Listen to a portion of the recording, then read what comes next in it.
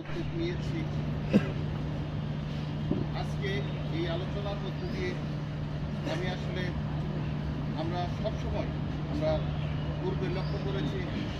যাদের এরকম পরিবেশ ছিল, তারা সহযোগিতামূলক পর্যায়ে ছিল, জায়গায় ছিল, অবস্থানে ছিল, তারা সহযোগিতা অনেকেই করেছে। কিন্তু রাজনৈতিকভাবে আমি তখন থেকেই উপলব্ধি ছিল আমার যে যারা রাজনৈতিক নেতারা বিভিন্ন দায়িত্বপ্রাপ্ত হয়ে সহযোগিতা করছে, কিন্তু যদি রাজনৈতিক সংযোগ যদি তাদের মধ্যে থাকতো, তাহলে আমাদের নেতাকর্মীরা, আমরা যারা বিভিন্ন সময় মানুষের কাছে সভা সমাবেশ বা বিভিন্ন ভোটের জন্য আমরা কর্মীরা মাঠে কাজ করে, তারা অন্তত তাদের কাছে যে